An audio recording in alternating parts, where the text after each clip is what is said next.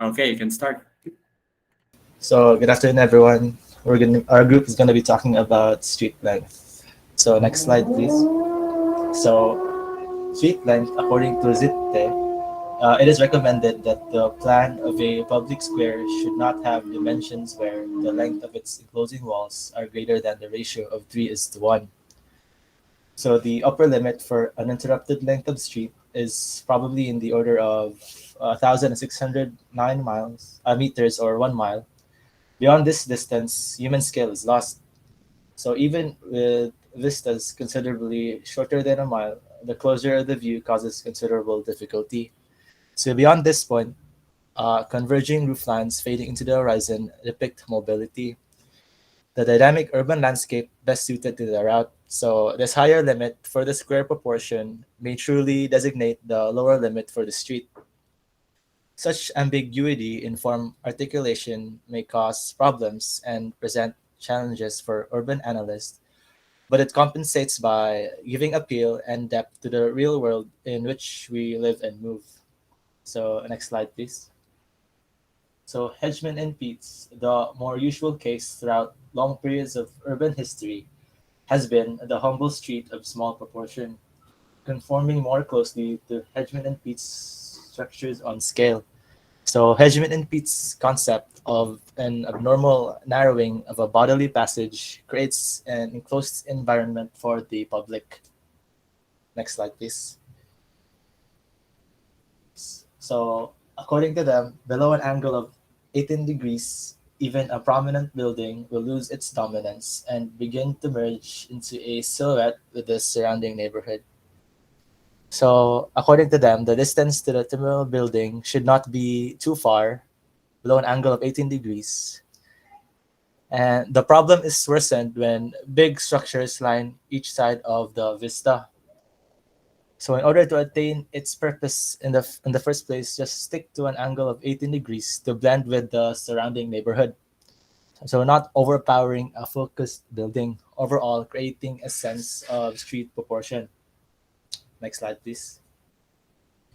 So this is a bad example of the statement, the Avenue de l'Opéra and the Opera House in Paris. So seen along this axis, the building is overpowered by the insistent perspective of the 6 and 7 story apartment blocks on either side of the street. So if you are to stand in Avenue de Opera, you are out in the open, as if you couldn't be connected to the space yet. And in the case of the Opera House, you're standing in front of the building and you couldn't have a sense of enclosure. So the enclosure from the picture is not that strong. Next slide, please. So a good example of their statement would be the La Médéine in Paris. So La Médéine is a 19th century church located in Paris at the confluence of the Boulevard Malesherbes and the Boulevard des Capucines. So the view along the Rue Royale leading to the Médéine is successful. The building at the terminus of the vista gaining dominance from its position on higher ground. The Boulevard de la Médéine is one of the four Grand Boulevards of Paris in France, a chain of roads running east to west that includes the Boulevard de la Médéine, the Boulevard des Capucines, the Boulevard des Tayennes, and the Boulevard de Montmartre.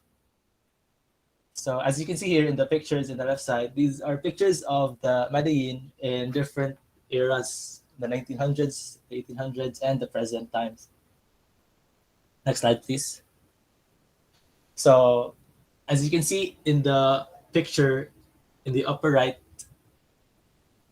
the Medellin is still visible even though it's so far away. And the other pictures here are pictures from different parts of the street leading to the Medellin. Next slide, please.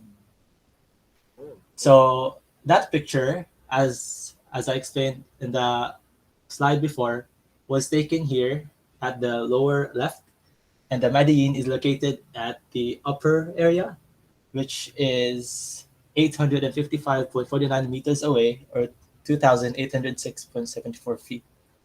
So the Medellin is still visible and is the most dominant structure, even if it is surrounded by the structures around it. Next slide, please.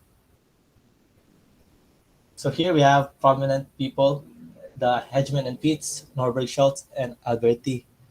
So Hedgeman and Peets' own understanding of streets was able to touch the mind of Norberg Schultz and Alberti, and they hold much of the same viewpoint as they agree with one another, having the same ideas with different interpretations in mind, and additional points that would enhance what they're trying to go for.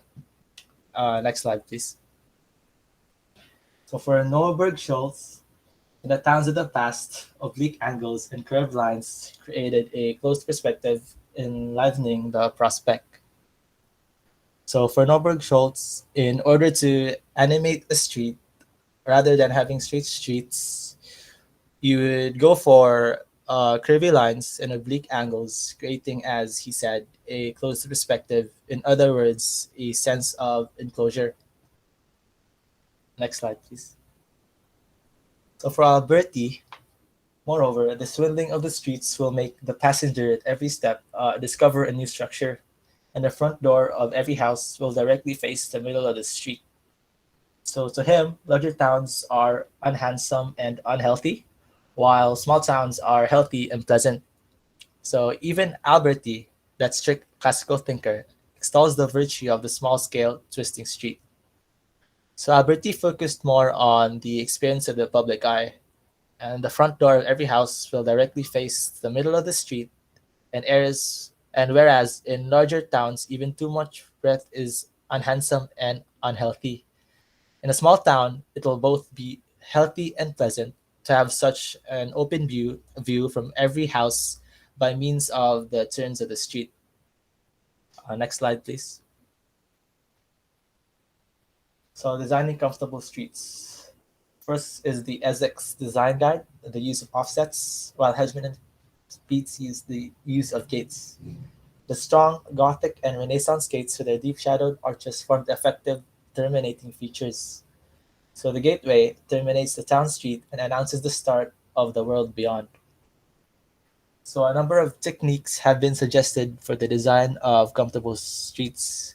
The Essex Design Guide recommends that the apparent length of a street can be reduced using offsets, while Hedgeman and Peets commend the use of gates.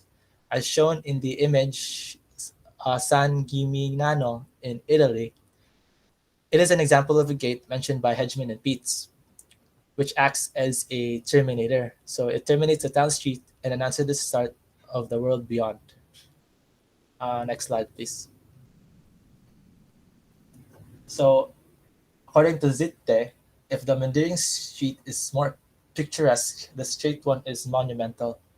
So, the principle he wished to apply to the design of all streets was the enclosure. In the street enclosure could be achieved through the use of the arch as seen in Portico degli Uffizi in Florence. So not necessarily to disregard that doesn't look good, but make use of them both as appropriate conforms with its purpose. The arch gateway greeting you to a new space or experience. Next slide, please. So the street is something more than a simple pathway. It is a series of connected places somewhere for staying in and not just for moving through. In the words of Norberg Schultz, the street in the past was a small universe where the character of the district and of the town as a whole was presented in condensed form to the visitor. The street represented, so to speak, a section of life, and history had shaped its details. So, as what was stated in the book, the street is something more than a simple pathway. It is a series of connected places somewhere for staying in, not just for moving through. Next slide, please. So, the street path is a path enlivened by a series of nodes where other paths meet it, or where activities intensify to such an extent that place and rest vie for dominance with the function of pathway and movement, according to Lynch.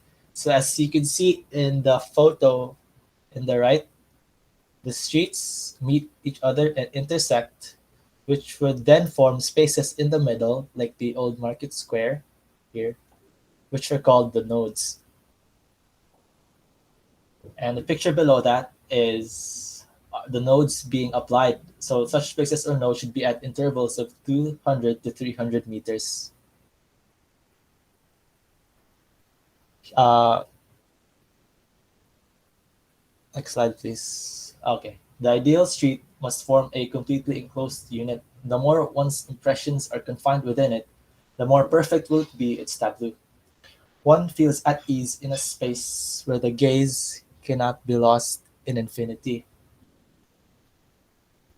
So this the straight street enclosure could be achieved through the use. Oh, I mean, he believed that such outcomes resulted from the application of some practical reasons, such as adapting the development to the terrain, avoiding an existing structure, and squaring up the junction by bending the road both to assist circulation and to generate well-shaped building plots. Next slide, please. And that is the end of our presentation for street length. Thank you everyone for listening. Okay, good. In just under 10 minutes, not bad. So we have 2 minutes. I just want to highlight something very important here. Let me share my screen. So the key sort of parts of this part of the book, the key elements of this presentation, I wish they drew it, is the angle of elevation or the angle of sight with your eyes. So I have an image down here. So we're focusing on this image right here. So we have a maximum angle of rotation for, like, that's the angle above the eye line. So 0 is the dead horizon, straight. So 25 degrees up, that's the comfortable sort of angle. Someone doesn't need to look up, so they can just like stare and look at buildings. So this is the optimum building height. I think what the book is saying with the 18 degrees, it's a degrees like from, what do you call this? The same horizon line up to the maximum eye rotation. So instead of 25, they suggest 18. So more comfortable, so you don't have to look that high. But from this source here, this is from ResearchGate. They say 25, probably because like people are like more used to looking up compared to before. But you can say 18 to 25. So how do you like interpret that with your designs? So let me just quickly show this.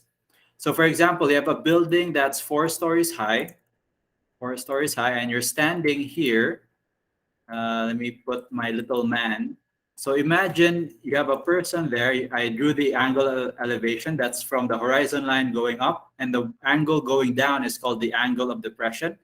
So if I draw my guy here, and he's standing here, and let's say he's 18 degrees, I'll just more or less roughly try to find his eyes. It's somewhere like this. So makita mo, like the distance would be about 35, 36 meters to really appreciate your whole building if your building is like 12 meters high.